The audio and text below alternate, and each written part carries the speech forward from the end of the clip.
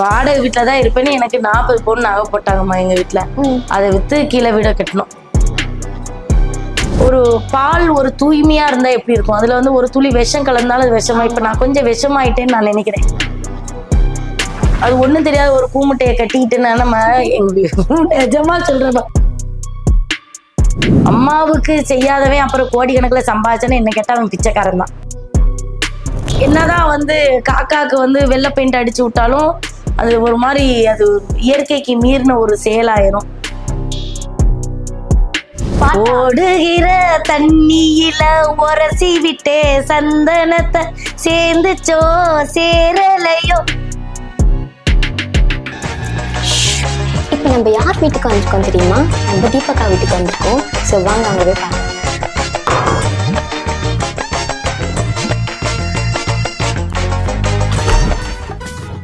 Hi, எப்படி இருக்கீங்க? நல்லா இருக்கேன், வாங்க வணக்கம். புது வீடு கட்டியிருக்கீங்க, அதை பார்த்துட்டு போலாம் தான் நாங்க வந்துருக்கோம். ரொம்ப சந்தோஷமா. உட்காரு, தண்ணி எடுத்துட்டு வாரு. இந்தாடா உட்காருடா, இந்த சேர் உனக்கு தான் போட்டிருக்கேன், உட்காரு. ஃபார்மாலிட்டிக்கு இல்லாம இந்த முறுக்கு நிச்சயமா சாப்பிடணும். ஏன்னா இது எங்க மாமா அவர் கையால சுட்ட முறுக்கு. எப்பவுமே எங்க வீட்டுல எங்க வீட்டுக்காரே முறுக்கு சுட்டு வச்சிருவாரு. அதனால சும்மா எடுத்து கடிங்க. எப்போ தீபாவளிக்கு சுத்தா? தீபாவளிக்கு இல்ல, எப்பவுமே முறுக்கு மட்டும் சுட்டு வச்சிருவாங்க வீட்டுல. ஆமா. ஐயோ, எப்போ முறுக்கு மட்டும்? முறுக்கு சுட தெரியாது நினைச்சுக்கலாம். முறுக்கு சுட தெரியாது அதனால சொல்றாங்களா? முறுக்கு சுட தெரியும் அதனால அது மட்டும் சுட்டு வைக்கிறாங்க. ஓகே. ஆமா. இப்போ புது வீடு கட்டிருக்கீங்கல்ல, எல்லாருக்குமே வந்து வீடு கட்டணும்னு ஒரு கனவு இருக்கும். சோ உங்களோட கனவு எப்படி? என்னுடைய கனவு அப்படின்னு கேட்டா, இந்த வீடு கட்டணுங்கிறது இல்ல, கீழே ஒரு வீடு கட்டியிருக்கோம் பாருங்க, பழைய வீடு, அதுதான் கட்டணுங்கிறது ஒரு கனவு. ஏன்னா சின்ன வயசுல வந்து நான் இருந்தது வாடகை வீட்டுலதான். எங்க அப்பா டெய்லி வீடு மாத்திக்கிட்டே இருப்பார். நீங்க திடீர்னு போன் பண்ணுவோம். நான் இசைப்பள்ளியில படிச்சுட்டு இருக்கும்போது அங்க இருந்து வந்துகிட்டு இருப்பேன் பஸ்ல.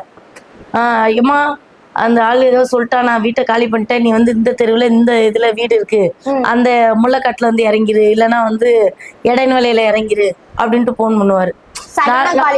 ஆமா, எங்க அப்பாவுக்கு யாராவது ஏதாவது சொன்னா, ரொம்ப சுயமரியாதையான ஒரு ஆளு. யாராவது சொன்னா சூத்து வந்துடும். அதே பத்தி எனக்கும் கொஞ்சம் உண்டு. ஏன்னா அந்த ஒரு விஷயம் மட்டும் யாராவது என்னுடைய சுயமரியாதையை பாதிக்கிற மாதிரி பேசினா எனக்கும் டக்குன்னு அப்பா. ஆனா அப்பா மாதிரி இருக்கக்கூடாதுன்னா இப்ப நான் என்னைய ரொம்ப கண்ட்ரோல் பண்ணிக்கிறேன். அது வந்து திடீர்னு இடைநிலையில இருந்து 4 மாடி கூடிடுவார், அப்படி ஆளு. அப்ப நம்ம எங்க இறங்குறோம், எங்க வீடு இருக்குன்றது, அது மாதிரி எனக்கு நிறைய இடங்கள்லாம் தெரியாது. அதனாலயே நம்ம ஒரு இடத்துல நிறைய இருந்தது கிடையாது, சுத்திட்டே இருந்ததுனால. இப்ப இங்க ஒரு வீட்டுல வாடகைக்கு இருந்தோம். வாடகை வீட்டுல ஒரு நாள் வந்து எங்க வீட்டுக்கார் வந்து அந்த அம்மா ஓனர் அம்மா இல்ல, அவங்க மகளை வந்து தண்ணி போட சொன்னோம். அப்போ வந்து அவங்க இறங்கி வரவங்க வீட்டுக்காரர் மறைச்சிட்டாரு. அதெல்லாம் வாடகை வீட்டுக்காரங்கிட்டலாம் அளவோட தான் வச்சுக்கணும். அந்த ஒரு வார்த்தை தான் எனக்கு வந்து சுள்ளுன்னு இடிச்சிச்சு. எனக்கு தெரியாது, நான் இருந்தா சொந்த வீட்டுலதான் இருப்பேன் அப்படின்னு சொல்லிட்டு. இண்டஸ்ட்ரிக்கு வந்ததுக்கு அப்புறமா கூட வாடகை வீட்டுல இருந்தீங்களா? இண்டஸ்ட்ரிக்கு வந்த பிறகுலாம் நாங்க ரொம்ப சோத்துக்கே கஷ்டப்பட்டோம். அதெல்லாம் வேற கதை. வாடகை வீட்டுலதான் இருப்பேன்னு எனக்கு 40 பவுன் நகை போட்டாங்கம்மா எங்க வீட்டுல. அதை வித்து கீழே வீட கட்டணும். அந்த ஃபர்ஸ்ட் வந்து சும்மா ஒரு மண்ணு வீடு மாதிரி கட்டிக்கிட்டு இருப்போன்ட்டு தான் வந்தோம். அப்புறம் அதை வித்து ஒரு வீடு கட்டினோம். ஆனா அது சும்மாவே அது மண்ணாதான் கட்டி கொடுத்துட்டு போயிட்டான். இது ஒரே டெண்டருக்குலாம் நம்ம விடவே கூடாது, அது ஒரு பாடம். அதுக்கப்புறம் இந்த வீடு வந்து நிறைய படங்கள் நடிச்சது மூலமா உண்மையிலே இதுக்கு வந்து நான் தமிழ்நாட்டு மக்களுக்கு நன்றி சொல்லணும். 2D நிறுவனத்துக்கு, பாண்டியராஜ் சாருக்கு தான் நன்றி சொல்லணும். இந்த வீடு நான் தினமும் உட்காரும் போது இருக்கும்போது அந்த நன்றி உணர்வு இருந்துகிட்டே இருக்கும் அவங்க மேல. அந்த உண்மையிலே 2D நிறுவனம் வந்து எத்தனையோ பேருக்கு ஒளியேற்றி வச்சிருக்கிறாங்க. கடைக்குட்டி சிங்கம் மூலியமா என்னுடைய வாழ்க்கையிலும் ஒளியேற்றி வச்சிருக்கிறாங்க. அதனாலதான் இந்த வீடு. இது வந்து அது இப்படி ஒரு கனவுல வந்ததுதான். எல்லாருக்கும் எங்கேயோ ஒரு இடத்துல எது மூலியமா ஒரு மாற்றம் கிடைக்கும். அது வரைக்கும் நம்ம பொறுமையா இருக்கணும், அவ்வளவுதான். ஓகே. அப்போ வந்து அம்மா அப்பா வீட்லயும் வாடகை வீடு தான், கல்யாணம் ஆனதுக்கு அப்புறமா தான் வாடகை வீடு. கொஞ்ச நாளைக்கு அப்புறமா வந்து ஆமா, நாங்க பால் குளத்துல எங்க தாத்தா வீடு, சொந்த வீடு உண்டு. ஆசிரியத்துல இருந்துட்டு எங்க தாத்தா வீட்டுக்கு சைக்கிள்லயே போவோம் வாரம். எங்க அம்மா வந்து எங்க அப்பாவுக்கு தெரியாம புளி மிளகா இதெல்லாம் வந்து ஒழிச்சு வச்சு கொடுப்பாங்க, தாத்தாக்கு கொடுத்துட்டு அப்படியே ஞாபகம் இருக்கு. நடந்தே கூட போயிருவோம், ஆசிரியத்துல இருந்து பால் குளத்துக்கு நடந்தே போவோம். அதெல்லாம் ஒரு நினைவு. சைக்கிள் ஓட்டிட்டு அப்படி அந்த நினைவுகள்லாம் மறக்கவே முடியாது. தாத்தா வீட்டுக்கு போறோம் அப்படின்னு சொன்னா அது அவ்வளவு சந்தோஷம். அங்க போய் இறங்குனதுக்கு அப்புறம் எங்க தாத்தா இருக்காருல, அப்பெல்லாம் வந்து இந்த விறகு அடுப்புலதான் சமையல் பண்ணுவாங்க. சூடாதான் சாப்பிடணும் அப்படின்னு சொல்லிட்டு சும்மாவே அந்த அடுப்பு எரியவே எரியாது. 10 மணிக்கு போய் கடைக்கு போய் அரிசி ஒரே ஒரு முட்டை வாங்கிட்டு வருவாங்க. அதுல வந்து கடலை மாவு கலந்து மறக்கவே மாட்டேன் எங்க தாத்தா கலந்து அதை வந்து மிளகா பொடி போட்டு அந்த கடலை மாவை கலந்து அது வந்து முட்டை அடை ஊத்துறாங்களா, அப்படி ஒரு இது. ஆனா கஷ்டம் தான். அப்போ எங்க தாத்தா வீட்டுல எங்க அம்மா கொடுத்து அனுப்புறதுல வச்சுதான் சமையல் நடக்கும். நாங்க ஒருத்தர் கடந்து இந்த ஊதுங்குழல்ல வச்சு ஊதுவோம். அதெல்லாம் மறக்க முடியாத அனுபவம். அப்படி ஊதிட்டு 3 மணி ஆயிரம் சாப்பாடு ரெடியாவ. அப்போ எங்க தாத்தா வந்து ஒரு பித்தளை தட்டு வச்சிருப்பாரு வெட்டா. அதுல வந்து அவரு சாப்பாடு போட்டிருப்பாரு, நாங்களாம் இதுல சாப்பாடு போட்டிருப்போம். எங்களுக்குலாம் அந்த பேப்பரை வச்சு விசிறுவாரு. அது விசிறி அந்த சூட்டுக்குள்ளேயே கைய கொதிக்க கொதிக்க வச்சு சாப்பிடும் போது இந்த பருப்பு குழம்புலாம் அப்படி தண்ணியாதான் வச்சிருப்பாரு. ஆனா அது அந்த பசியில காலையில மத்தியானம் பசி 3 மணிக்கு சோறு கிடைக்கும் தாத்தா வீட்டுல. எப்ப பார்த்தாலும் சோறு சோறு சோறுன்னு அது ஒரு இன்பமா அப்படி சாப்பிடும். அது மாதிரி ராத்திரி ஆனா அந்த ஃபுல்லா காட்டுக்குள்ளதான் அந்த வீடு. இந்த நரி உள்ள விடுற சத்தம் அதெல்லாம் அப்படி பயங்கரமா இருக்கும், பயப்படும். அப்போ வந்து தாத்தா இருக்கிறது வந்து ரொம்ப பெரிய பாதுகாப்பா நாங்க உணர்ந்த தருணங்கள்லாம் உண்டு.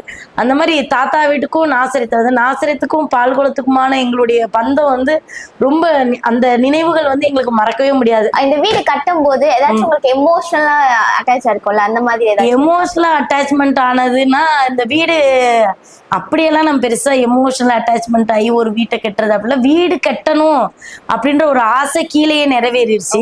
இந்த வீடு வந்து என் பிள்ளைங்களுடைய ஆசைக்காக நாங்க கட்டணும். ஏன்னா என் சின்ன பையன் ரொம்ப நாளா சொல்லிக்கிட்டு இருக்கான், எம்மா மேல வீடு கட்டுன்னு. அது ரொம்ப வருஷம் கழிச்சு நிறைவேறிச்சு. ஆனாலும் அவங்களுடைய ஆசைகள் அந்த குழந்தைங்க ஓடி ஓடி போய் செங்கல் எடுத்து வைக்கும் போதும் தண்ணி எடுத்து வைக்கும் போதும் இப்படி நாங்க எங்க அப்பா வீடு கட்டும் போதுல பண்ணியிருக்கோம். அந்த ஆசைகள் நினைவுகள்லாம் எங்களுக்கு திரும்ப வந்துச்சு. அது மாதிரி அந்த இது கதவு கிதவு எல்லாமே அவங்களுடைய டேஸ்ட். நம்ம ரசனை மாறிடுது இல்ல. அதுக்கப்புறம் பிள்ளைங்களுடைய ரசனை தானே இதுல ஒண்ணு. அப்புறம் எங்க வீட்டுக்காரர் தான் வந்து இதுல ஒண்ணு வடிவமைச்சது, அவருடைய ரசனைக்கு தான். எனக்கு இதுல எல்லாம் பெருசா வந்து எமோஷனல் டச்லாம் இந்த வீடு இந்த பொருள் இதுல எல்லாம் நமக்கு இருக்காது. ஆமா, எனக்கு வந்து எங்க அம்மா என்னைய படிக்க சொன்னா. எனக்கு படிக்கிறதுல இன்ட்ரெஸ்ட் இல்லாம போச்சு. இப்போ நான் ரொம்ப படிப்பேம்மா. என்னுடைய ஆசை இந்த இடத்துல உட்காந்துருக்கேன்னா கீழேயும் இதே மாதிரி ஒரு சேர் எப்பவும் போட்டிருப்பேன். என்ன பாத்தீங்கன்னா இதுல உட்காந்து எப்பவுமே வந்து நிறைய கேட்பேன். எனக்கு வாசிக்கிறத விட ஒருத்தவங்க பேசுறது கேட்கறது ரொம்ப பிடிக்கும். நிறைய கேள்விகள் கேட்க அப்படியே உள்ளுக்குள்ள வாங்கி வாங்கி வாங்கி நீங்க பாத்தீங்கன்னா இன்னும் ஸ்கூல் பிள்ளை மாதிரி தான். அங்க பாத்தியா இது ஃபுல்லா பாட புஸ்தகங்கள் உட்காந்து எழுதி எழுதி எழுதி இப்பதான் நான் படிக்க ஆரம்பிச்சிட்டேன். இதுல வந்து எனக்கு அதிகமான இப்ப எனக்கு விருப்பம் நாட்டம் வருது. பொதுவா எல்லாருமே கேட்பாங்க இதுல என்ன இருக்கு அப்படின்னு கேட்பாங்க.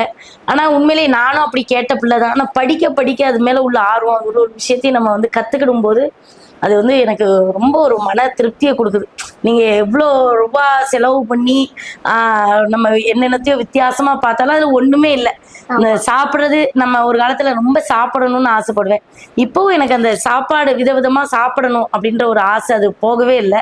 அது ரெண்டாவது இந்த படிக்கிறது இதுதான் என்னுடைய பெரிய பொழுதுபோக்கு வீட்டுல உட்கார்ந்தா. மற்றபடி வேற எதுவும் இது அப்படி பண்ணணும் அதை இப்படி பண்ணணும் இன்னும் இதை பண்ணணும் இந்த வீடு கிடைச்சிச்சு இதுவே போதும் அவ்வளவுதான் அப்படித்தான் நம்மளுடைய எண்ணம். அதுக்கப்புறம் எனக்கு படிப்பு மேல ரொம்ப இப்போ எனக்கு ரொம்ப ஆத்மார்த்தமா நிறைய விஷயங்கள் கேட்க அது வந்து எனக்கு ரொம்ப பிடிச்சிருக்கு. இப்போ உங்க ஹஸ்பண்ட் தான் வந்து உங்களை மாத்தினாரு அப்படின்னு சொல்லி இது வரைக்குமே மாத்துறதுக்கு ட்ரை பண்ணி மாத்திக்கிட்டு தான் இருப்பாரு. ஒவ்வொரு நாளும் எதையாவது சொல்லிட்டு எரிச்சல் ஆயிரும் உனக்கு ஒரு கட்டத்துக்கு அப்புறம்.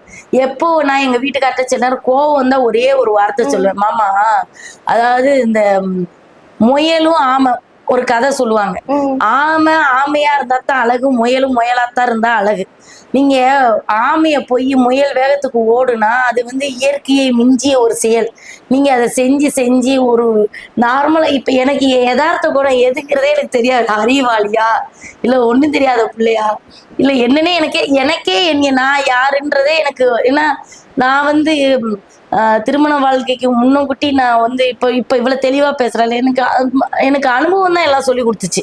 எங்க வீட்டுக்காரோட அந்த வாழ்ந்த அனுபவம் தான் நமக்கு சொல்லி கொடுத்துச்சு. ஆனா அது வரைக்கும் ரொம்ப நான் நினைச்சேன் எனக்கு டான்ஸ் ஆடுறது மட்டும் தான் ஒரே குறை, நம்மள யாரும் என்கிட்ட பேசல, அதுதான் நான் கவலைன்னு நினைச்சுக்கிட்டு இருந்தேன். அதை விட இந்த வாழ்க்கைக்குள்ள வந்த பிறகு நம்ம நிறைய பேர் இப்ப நீ பேசுறேன்னா கொஞ்ச நேரத்துல நீ எதுக்காக பேசுற ஏன் பேசுற அப்படிலாம் தெரிஞ்சதுக்கு அப்புறம் அது ஒரு மாதிரியா இருக்கா. ஒருவேளை இதெல்லாம் நம்ம கத்துக்கிடாம இருந்திருந்தா நம்மளுக்கு நல்லா இருந்திருக்குமோ, யதார்த்தத்தை நம்ம மிஞ்சின நிறைய சந்தோஷங்களை இழந்துட்டோமோ அப்படின்னு எனக்கு ஃபீல் ஆகுது. அவங்கவுங்க இருந்தாதான் அழகு. கிளியா இருக்கணும், காக்கா காக்காவா இருக்கணும். அப்பதான் அது நல்லா இருக்கும். நீங்க அது என்னதான் வந்து காக்காக்கு வந்து வெள்ளை பெயிண்ட் அடிச்சு விட்டாலும் அது ஒரு மாதிரி அது இயற்கைக்கு மீறின ஒரு செயலாயிரும். அததான் இன்னைக்கு வந்து நிறைய பேர் பண்ணி விட்டாங்க. எனக்கே இப்ப வந்து ஆனா இது ஒரு வகையான ஒரு வாழ்க்கை. அது ஒரு So, சந்தோஷம். இதனால உங்க இன்னசென்ஸ் போயிடுச்சு நீங்க நினைக்கிறீங்களா? இன்னசென்ஸ் எல்லாம் போய் ரொம்ப நாள் ஆயிட்டுமா. அதாவது அனுபவங்கள் நம்மளுக்கு கத்துக் கொடுக்குற பாடங்கள் இருக்குல்ல. நான் சொல்ல 24 வயசு வரைக்கும் நீ நினைப்ப இப்படி ஒரு பெண்ணை யாருமே பார்த்திருக்க மாட்டாங்க. 24 வயசு 24 வயசுல எலி பிடிச்சிட்டு அலைவாளா அப்படின்னு நினைப்பாங்க. ஆனா 24 வயசு வரைக்குமே என்ன மாதிரி ஒரு பெண்ணை, உலகம் தெரியாத ஒரு பெண்மணியை நீங்க பார்த்திருக்கவே மாட்டீங்க. அந்த 24 வயசு இந்த கல்யாணம் முடிச்சுட்டு முதல்ல கல்யாணம்னா என்னன்னே, அதுக்கு அப்பந்தான் எனக்கு வாழ்க்கைன்னா என்ன, கல்யாணம் முடிஞ்சா கணவன் மனைவி இப்படிதான் சேருவாங்க, இது எல்லாமே வந்து அது தெரிய தெரிய தெரிய எனக்கு வாழ்க்கையே வித்தியாசமா இருக்கு. வித்தியாசமான ஒரு வாழ்க்கையாட்ட. ஆனா அது வரைக்கும் நான் என்னோட ஒரு சந்தோஷம், நான் தனிமையா இருந்தா கூட அந்த மரத்துக்கிட்ட பேசுவேன். நீங்க காலேஜ்ல போய் கேளுங்க, மரத்துக்கிட்ட பேசிக்கிட்டு இருப்பேன். இதுகிட்ட பேசுவேன். நான் பேசாத எதுனையா, ஒரு ஆடு வந்தா பேசுவேன், மாடு வந்தா பேசுவேன். அவ்வளவு சந்தோஷமா ஒரு உலகத்தை அனுபவிச்சுக்கிட்டு இருந்த பிள்ளை நான். என்னைய கொண்டு வந்து எல்லாத்தையும் மாத்தி இந்த உலகத்துல உள்ள ஒரு பெண்மணியா மாத்தி விட்டாங்க. ஆனா எனக்கு அதுதான் பிடிச்சிருந்தது. அது வந்து எப்படி இருந்ததுன்னா, ஒரு பால் ஒரு தூய்மையா இருந்தா எப்படி இருக்கும், அதுல வந்து ஒரு துளி விஷம் கலந்தாலும் அது விஷமா. இப்ப நான் கொஞ்சம் விஷமாயிட்டேன்னு நான் நினைக்கிறேன். எனக்கு நிறைய வஞ்ச எண்ணங்கள், பொறாமை எண்ணங்கள் எல்லாமே எனக்குள்ளேயும் வந்துருச்சு. ஸோ ஆனா அந்த ஒரு தூய்மையா இருந்ததுல அந்த தூய்மை எண்ணம் என்னை விட்டு விலகிருச்சு. அது வேற வேற தெரிய தெரிய அந்த தூய்மையா இருந்த அந்த தீபானா அவ்வளோ ஒரு தூய்மைன்னு சொல்லலாம். அந்த தூய்மை விலகிருச்சோ அப்படின்ற ஒரு இது இப்போ வந்து கொஞ்சம் நானா இல்ல அப்படின்றது என்னுடைய எண்ணம்ப்பா. ஓகே, எந்த இடத்துல நீங்க ஃபீல் பண்ணீங்க? இப்போ இவ்வளவு ஏஜ் இருக்கும்ல, ஒரு 30 வயசுக்கு அப்புறமா நானா இல்ல அப்படின்றத நானே ஃபீல் பண்ணேன்னா எந்த ஏஜ்? முதல்ல நான் வந்து அப்படி கிடையாது. எந்த ஏஜ்ல ஃபீல் பண்ண நம்ம போக போக போக ஒரு சலிப்பு தட்டும்ல நம்மள எல்லாரும் எதுலயும் எல்லாத்துலயும். ஆனா ஒண்ணு நாம இதை வந்து நான் எப்படி எடுத்துக்கணும்னா, ஆனா இப்படித்தான் வாழணும்ன்றதை நம்ம எடுத்துக்கணும். ஏன்னா ஒரு தடவை ஒரு பால் காய்ச்சிக்கிட்டு இருந்தேன். என் பையன் இடுப்புல உட்காந்துக்கிட்டு இருந்தான். சின்ன குழந்தை. அப்ப இந்த குழந்தை வந்து இடுப்புல வச்சிருக்கோம், நம்ம அடுப்புல வேலை செய்யணும், கவனமா இருக்கணும்ன்ற அறிவு கூட எனக்கு இல்லை. இப்படி குனிஞ்சேன் பாருங்க, இந்த குடிஞ்சி காப்பி ஏதோ பாலோ அது பண்ணும்போது டப்புனு என் பிள்ளை கையை உள்ள விட்டுருச்சு. கதறி அழுதுட்டு எனக்கு தாங்கவே முடியல.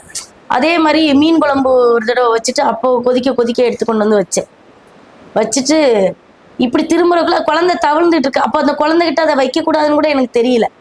அது குழந்தை கையை உள்ள விட்டு ரொம்ப திணறி போயிட்டான். இதெல்லாம் எனக்கு அனுபவம். அந்த மாதிரி அனுபவங்கள் தான் எனக்கு நிறைய. இது இப்படின்னா இப்படி ஆகும். அப்போ 2வது குழந்தைக்கு அந்த மாதிரி நான் எதுவும் பண்ணது. பட்டு எல்லா விஷயத்துலயுமே பட்டு தெரிஞ்சு. ஆனா வந்து அப்படி இருக்கக்கூடாது. அந்தந்த வயசுல ஒரு பெண் பிள்ளைக்கு என்ன தெரியணுமோ அதெல்லாம் தெரிஞ்சுக்கணும். நான் இதையும் அப்படி பாக்குறேன், அந்த வாழ்க்கையும் ஒரு மாதிரி பாக்குறேன். அதுலயும் நிறைய விஷயங்களை இழந்துட்டனும். அந்தந்த பருவத்துல அனுபவிக்க வேண்டிய விஷயங்களை நிறைய இழந்துட்டேன். அதனால இதுல வந்து நம்ம இப்ப அனுபவிக்கணும்னு நினைக்கும் போது தவறுதலா போகும். இப்ப இந்த விஷயத்துல நம்ம செய்யக்கூடாதெல்லாம் நம்ம செய்யும் பொழுது அப்ப அந்த விஷயத்துல நம்ம பண்ணலையே அப்படின்றது ஏக்கம் உள்ளுக்குள்ள வருது. அதனால உண்மையில நான் ஒண்ணு சொல்வேன், பிள்ளைகள் அந்தந்த பருவத்துல என்னென்ன அனுபவிக்கணுமோ அதை வந்து அனுபவிச்சிடணும். நீ கேட்ட கேள்விக்கு இது சரியான பதிலான்னு எனக்கு தெரியல. ஆனா எனக்கு மனசுக்குள்ள என்ன தோணுதோ அது இருக்கணும். அதனால அந்த இன்னசென்ட்ன்றாங்கல்ல, அது வந்து வாழ்க்கைக்கு உதவாது. வாழ்க்கைக்கு உதவவே உதவாது. அது டிவியில பார்க்கும்போது கியூட்டா இருக்கும், சரி இந்த மாதிரி ஒரு பிள்ளைய கட்டினா நம்ம வாழ்க்கை அழகாகுமே. ஆனா அப்படி கிடையாது. அது ஒண்ணும் தெரியாது. ஒரு கூமுட்டையை கட்டிக்கிட்டுன்னா நம்ம நிஜமா சொல்றப்ப பூமுட்டையை கட்டிட்டா அதுக்கு இன்னுமே தெரியாது. நீங்க எல்லாம் இப்போ எந்தெந்த நேரத்துல நம்ம வீட்டுக்கு சரியான நேரத்துல தோல் கொடுக்கணுமோ அந்த நேரத்துல நம்ம தோல் கொடுக்காம அதுக்கு அப்புறம் நம்ம வந்து ஐயோ நம்ம இது நடந்துருச்சே, நம்ம இப்படி பண்ணி இருந்திருக்கலாமே அப்போ நினைக்கிறது வந்து தவறு இல்லையா? சோ அந்தந்த நேரத்துல ஒரு புத்திசாலியா ஒரு பெண்கள் இருக்கிற குடும்பம் வந்து சீக்கிரம் வளர்ச்சி அடைஞ்சிரும். Super ma'am. அடுத்ததா பாத்தீங்கன்னா, இப்போ இந்த மாயாண்டி குடும்பத்தார் படத்துல நிறைய கூட்டு குடும்பமா இருக்கிற படத்துலதான் நீங்க நடிச்சிருக்கீங்க. சோ உங்களுக்கு வந்து நம்மளும் கூட்டு குடும்பமா இருக்கணும்னு ஆசை இருக்கா? அது வந்து இது செட் ஆகாது. கேள்வியை கேட்டா கூட்டு குடும்பம்னா நான் வந்து எப்பவுமே வந்து ஃபேமிலியோட தான் இருப்பேன். நாங்க இங்கேருந்து ஊருக்கு போகும்போது காருக்குள்ள இடம் இல்லைனாலும் அவங்க தங்கச்சி பிள்ளைகள் எல்லாம் மடிக்குள்ளெல்லாம் உட்காந்து தான் காருக்குள்ள, அது சின்ன கார் இருக்கும்போதும் சரி பெரிய கார் இருக்கும்போதும் சரி அப்படிதான் போவோம். போகும்போது அந்த பிள்ளைங்களுக்கு என்னைக்கோ ஒரு நாள் வந்து நம்மளுக்கு செய்யும்போது இது வரைக்கும் அந்த ஃபேமிலியா ஒரு மகனா அவர் செய்ய வேண்டிய கடமையை தவறுனதே இல்லை. ஒரு தாய் மாமனா அவர் செய்ய வேண்டிய கடமையை அவர் தவறுனதில்லை. நான் செய்ய தவற விட்டதும் கிடையாது. அந்த விஷயத்துல எல்லாம் தீபா கரெக்டா இருப்பேன். ஆனா கூட்டு குடும்பமா நம்ம போய் அங்க இருந்தா அது எப்படி இருக்குன்னு எனக்கு தெரியல. எனக்கு அது வந்து எந்த அளவுக்கு செட் ஆகுன்றது எனக்கு தெரியல. ஏன்னா நான் போனப்ப எங்க வீட்டுக்காரரோட அண்ணன் எல்லாரும் ஒன்னாதான் இருந்தோம் கடையில. சில காரணங்களால நாங்களும் பிரிஞ்சு வந்துட்டோம். ஆனா இப்போ அதாவது பேசுறது எல்லாமே எல்லாருமே பழகிட்டு தான் இருக்கிறோம். அதுல எல்லாம் எந்த பிரச்சனையும் இல்லை. ஆனா ஒன்னா இருந்திருந்தா என்ன ஆகும்னு நான் வாழ்ந்து பார்த்திருந்தாதான் எனக்கு தெரியும். அப்படி வாழக்கூடிய அந்த இது எனக்கு கிடைக்கல. ஆனா இப்பவும் ஊருக்கு போனா இன்ன வரைக்குமே ஃபேமிலிக்குள்ள அவங்க அண்ணன் தம்பி அவங்க அண்ணனும் தம்பியுமா நம்ம ஏதாவது ஒரு விஷயத்துல அவங்களுக்குள்ள 1000 சண்டை வந்தா கூட நான் ஏதாவது சொன்னா எங்க அண்ணனை பத்தி நீ பேச தேவையில்ல, அது நாங்க அண்ணன் தம்பி பாத்துப்போம் அப்படின்றாங்க. ஒரே இதான், என் தங்கச்சியை பத்தி நீ எதுக்கு சொல்றா, அது நான் பாத்துக்கிடுவேன் அப்படின்றவாரு. அப்ப எங்க அம்மாவை பத்தி நீ சொல்ல வேண்டிய அவசியம் இல்லைன்றவாரு. எங்க வீட்டுக்காரர் அந்த விஷயத்துல ஒரு சில விஷயத்துல நம்மளை விட்டு கொடுக்குறாரேன்னு கோவம் வந்திருந்தா கூட சில நேரம் வந்து அம்மா தங்கச்சியே விட்டு கொடுக்காதவன் நாளைக்கு நம்ம வந்து உடம்பு முடியாம போயிட்டா நம்ம பார்த்துப்பாருன்ற ஒரு எண்ணம் எனக்குள்ள உண்டு. ஆனா கூட்டு குடும்ப வாழ்க்கை வந்து அந்த காலத்துல சிறப்பா இருந்துச்சு. இப்போ ஒரு பையனை பார்த்தேன்மா மதுரையில ஷூட்டிங்ல வச்சு பார்த்தேன். ஒரு சின்ன பையன் திடீர்னு பார்த்தா எனக்கும் உனக்கும் அவ்வளவு செட் ஆயிருச்சு. அவன் அம்மாங்கவும் எனக்கு பிரிஞ்சு வரும்போது அந்த பையனுக்கு கண்ணீர் வருது, எனக்கு கண்ணீர் வருது. அந்த பையன் வீட்டுக்கு போயிட்டா. இப்போ போன் பண்ணுவான் அம்மா அம்மானு பாசமா. அந்த பையன் அவங்க கூட்டு குடும்பம் தான் சொல்லுவான். எங்க பெரியப்பா இப்ப கூட தீபாவளிக்கு வெடியெல்லாம் காமிச்சா ஒரு கடையே வாங்கி வச்சிருக்காங்க. கேட்டா அவ்வளவு பேரும் வெடிக்கணும்ல, அது ஒரு சந்தோஷம் தான். அப்போ அது வாழ்ந்தவங்க தான் சொல்லணும். நான் வாழாம கூட்டு குடும்பம் எப்படி இருக்கும், எப்படி இருந்தா நல்லா இருக்கும்னு இப்ப பெருமைக்காக நம்ம சொல்லலாமே ஒழிய அது வாழ்ந்தாதான் நம்ம சொல்ல முடியும். ஆனா இருக்கிற வரைக்கும் என் ஃபேமிலியை ஒரு நாள் நான் தவிக்க விட்டது கிடையாது. அது வந்து எங்க வீடா இருந்தாலும் சரி, எங்க வீட்டுல தான் பயங்கரமா சப்போர்ட் பண்ணாங்க. என்னையே தவிக்க விட்டது கிடையாதுன்னு வேணா சொல்லலாம். அவங்க வீட்டை நாங்க எந்த வறுமையில கூட நாங்க தவிக்க விட்டது கிடையாது. நாங்க கஷ்டப்பட்ட காலத்துல கூட நாங்க தவிக்க விட்டது கிடையாது. அவங்க அம்மா அங்கதான் இருக்காங்க. அம்மாவுக்கு செய்யாதவன் அப்புறம் கோடிக்கணக்குல சம்பாதிச்சானே என்ன கேட்டா அவன் பிச்சைக்காரன் தான். பெரிய கோடி சொல்றான் என்னம்மா. நானே அதை சொல்வேன். எங்க வீட்டுக்காரர் வந்து எங்க வீட்டுக்கார்ட்டே சொல்வேன். நான் சொன்னா கூட நீங்க வந்து அது செய்யக்கூடாது மாமான்னா நான் சொல்லவும் மாட்டேன். அது வேற விஷயம். அது எங்க வீட்டுக்காருக்கே தெரியும். ஆனா எவன் வந்து தாயை வந்து இன்னொருத்தவங்ககிட்ட கையேந்த விடுறானா அவன் வந்து அப்புறம் அவன் கோடி கணக்குல ரூபா வச்சிருந்தானே என்ன எல்லாம் வந்து மண்ணுக்கு சமானம். அது பொருளுக்கு சமானம் இல்ல. கரெக்டா. இப்ப அடுத்ததா பாத்தீங்கன்னா வந்து நீங்க படங்கள்ல நிறைய நடிச்சிட்டு இருக்கீங்க, பிஸியா இருக்கீங்க அப்படின்றவ நான் கேள்விப்பட்டேன். இந்த ஷூட் கூட எங்களுக்கு கிடைக்கவே இல்லை, ரொம்ப ட்ரை பண்ணி தான் கிடைச்சது. ஸோ என்னென்ன அடுத்தடுத்து ப்ராஜெக்ட் உங்களுக்கு என்னென்ன இருக்கு? ப்ராஜெக்ட் வந்து உண்மையிலே சந்தோஷமா சொல்லணும் என்ன அப்படின்னு கேட்டா, திரைப்படங்கள்ல ஏதோ ஒரு திரைப்படங்கள்ல வாய்ப்பு கிடைக்கிறது போய் இப்போ தினமும் நான் வேலைக்கு போறேன்றதே ஒரு பெரிய விஷயம். ஆமா, தினமும் ஏதாவது ஒரு படம். மாசத்துல ஒரு 4 நாள் 5 நாள் வீட்டுல இருந்தனாலே பெரிய விஷயம்ன்ற மாதிரி இப்போதைக்கு அப்படிதான் போயிட்டு இருக்கு. அது வந்து எனக்கு ரொம்ப அந்த 5 நாள்ல தான் நீங்க இந்த மாதிரி ஏதாவது ஒரு இதுக்கு பட்டிமன்றங்கள் அந்த மாதிரி ஏதாவது போறேன். 20-25 நாள் ஷூட்டிங் போறதே பெரிய விஷயம். பெரிய பெரிய நடிகர்கள் படத்துல நடிக்கிறேன், சின்ன படங்கள்லயும் நடிக்கிறேன். அதுக்கு வந்து இறைவனுக்கு தான் நன்றி சொல்லணும், மக்களுக்கு நன்றி சொல்லணும். இப்போ அந்த தலைவன் தலைவி படத்துக்கு அப்புறம் இன்னும் தெலுங்கு படம் கூட 2 படமா? ஆமா. யாரு ஹீரோ? உங்க பேரெல்லாம் நமக்கு தெரியாதுமா. இப்பதான் கூப்பிட்டுருக்காவ. சின்ன ஹீரோவா? இல்ல எனக்கு பேரே தெரியாது. எனக்கு தெலுங்கு படமே நான் பார்த்தது இல்லை. நான் சொன்னேன், அவங்க அது பரவாயில்ல நாங்க பாத்துக்கிறோம்ட்டாங்க. அதனால இந்த தலைவன் உங்களுக்கு பேச தெரியாது. போயிட்டீங்களா ஷூட்டுக்கு? ஆமா. ஆனா தெலுங்கு வந்து எப்படி பேசிருக்கேன்னா, குஷ்பு மேம் ஒரு சீரியல் எடுத்தாங்க லக்ஷ்மி ஸ்டோர்னு. அது வந்து தமிழ்லயும் எடுப்பாங்க, தெலுங்குலயும் கொஞ்ச நாள் அப்படிதான் எடுத்தாங்க. தெலுங்கு கன்னடமான்னு கூட தெரியல, அதுல எடுப்பாங்க. அப்ப என்ன பண்ணுவேன்னா, தமிழ் வந்து இயல்பா ஃப்ரீயா நான் பேசுவேன். அவங்க என்ன பண்ணுவாங்கன்னா, எப்பவுமே நான் சீன் பேப்பர் உள்ளது அப்படியே பேச மாட்டேன். சீரியல் பொறுத்த வரைக்கும் ஒரு ஆளை போட்டு எழுத சொல்லுவாங்க. நான் என்ன பேசுறேங்கிறத எழுதி அப்படியே தெலுங்குல மாத்த சொல்லுவாங்க மேடம். மாத்திட்டு அதை தெலுங்குல ஒருத்தர் அதே ஸ்பீட்ல சொல்லணும். எனக்கு அது வந்து எனக்கு பெரிய போராட்டமா. அவர் படிக்கிறது இந்த காதுல வாங்கிட்டு அந்த ஸ்பீட்ல, ஏன்னா அந்த ஸ்லோவா கூட பேசுற என்னுடைய வசனங்கள் நீங்க கேட்டீங்கன்னா படன்னு பேசுவேன் டைலாக். அந்த இதுல வந்து ரொம்ப ஃபாஸ்டா பேசுவேன். நீங்க போயிட்டீங்களா, அதுக்கப்புறம் வந்துட்டு அப்படின்னு மூச்சு விடாம பேசணும். மூச்சு விடாம ஒருத்தர் ப்ராம்ப்ட் வாங்குறத நான் பேசிக்கிட்டே காதுல வாங்கிட்டு பேசுறது எவ்வளவு கஷ்டம். ஆனா அது உண்மையில நான் உணர்ந்தேன். அப்போ அவங்க 2-3 டிப்ஸ் கொடுப்பாங்க. குஷ்பு மேம், இந்த லட்டு உனக்கு ஜாங்கிரி ஞாபகம் இருக்கா, இதெல்லாம் வச்சு இந்த வார்த்தைகளோட சம்பந்தப்படுத்தி அதை ஞாபகம் வச்சு சொல்லு அப்படின்னு சொல்லுவாங்க. அப்போ அந்த மாதிரி 1-2 சிலது காதுல புரியலன்னா இப்படி திரும்பிட்டு இப்படி வந்துருவேன். நீ பொழைச்சிக்கிடுவேடி அப்படின்னு அப்பவே சொன்னாங்க. நான் வாய் முகூர்த்தம் பழிச்சிருச்சு என்னமோ. இப்ப 2 படங்கள் நடிக்க போறேன். அது நடிச்சதுக்கு அப்புறம் வெளியானதான் நம்ம சொல்லணும். அப்ப இனிமே தெலுங்குக்கு அப்புறமா கன்னடம், மலையாளம் எல்லாத்தையும் பாக்கலாமா? அது தெரியல. வரும் வரும். ஆனா எனக்கு தமிழை தவிர்த்து ஒண்ணும் தெரியாதுமா. அதனால அதுக்கப்புறம் நம்ம பண்றது பண்ணாது கடவுளோட. அப்புறம் வந்து இதுல வந்து உங்க ஃபேவரட் சாருன்னு நாங்க ஒண்ணு கேள்விப்பட்டோம். எப்பவுமே இந்த சேர்ல தான் உட்காருவீங்க அப்படின்னு. அது எந்த சாரு? இந்த இருக்கு என் பக்கத்திலேயே போட்டு வச்சிருக்கேன்.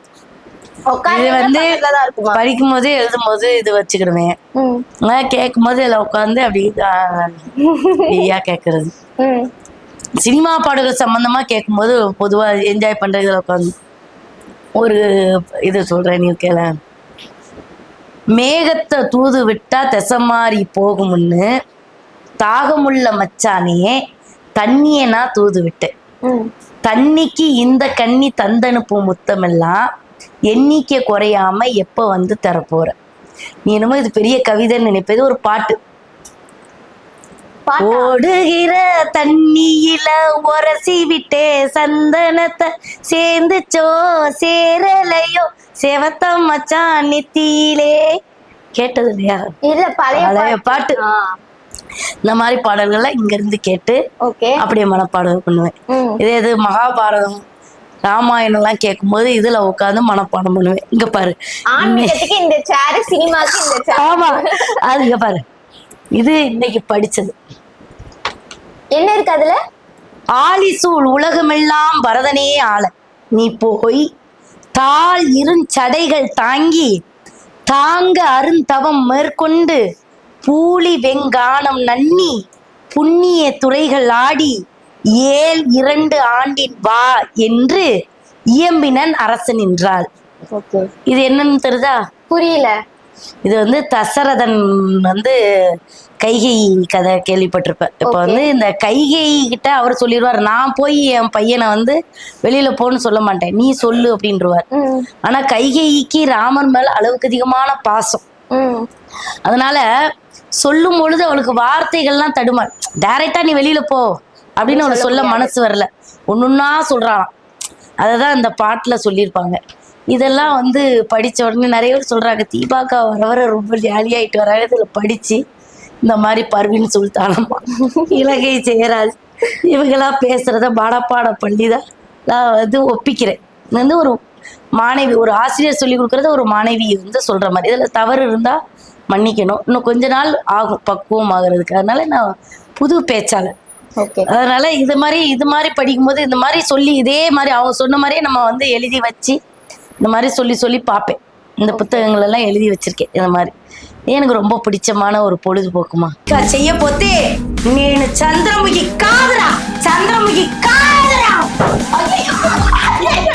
கல்யாணம் முடிஞ்சா அது ஒரு பெண்களுக்கு ஒரு தேஜஸ் வந்து ஆட்டோமேட்டிக்கா உள்ளுக்குள்ள வரும். அதுதான் அது. நீங்க என்னைய பத்தி என்னன்னா வந்து சொல்லலாம். நம்ப மாட்டாங்க.